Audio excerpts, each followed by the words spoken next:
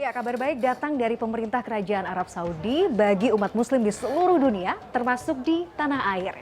Setelah sebelumnya pemerintah Kerajaan Arab Saudi menutup layanan umroh pada tanggal 27 Februari 2020, kemarin per tanggal 1 November 2020, Tanah Suci kembali dibuka bagi jemaah umroh asing. Nah, untuk Indonesia sendiri sebanyak 224 peserta umroh telah tiba dan mendarat di Jeddah, Arab Saudi dan menjalani karantina selama 3 hari sebagai bagian dari pelaksanaan protokol kesehatan selama pandemi COVID-19.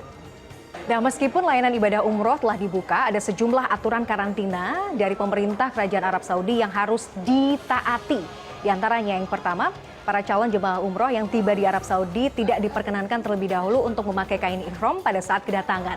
Yang kedua, para calon jemaah umroh ini harus kemudian mengikuti karantina selama 3 hari di penginapan atau hotel tempat mereka tinggal.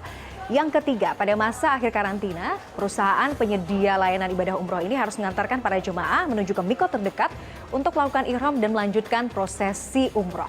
Berikutnya yang terakhir, jika kemudian ditemukan adanya peningkatan infeksi COVID-19, maka pihak berwenang berhak untuk membatasi jumlah peserta umroh di titik manapun.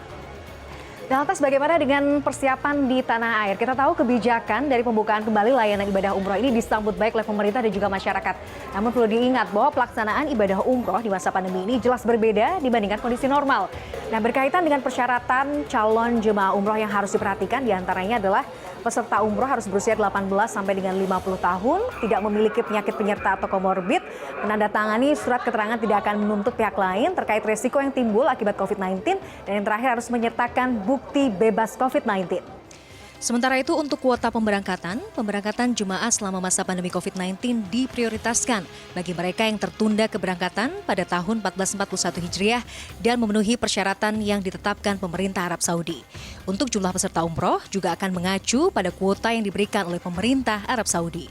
Nah, lantas bagaimana dengan biaya penyelenggaraan ibadah umroh? Apakah ada penambahan? Tentu saja. Biaya dari penyelenggaraan umroh ini sesuai dengan referensi dari Menteri Agama dan bisa ditambahkan dengan biaya lain seperti misalnya pemeriksaan kesehatan, biaya karantina maupun biaya pelayanan yang lain.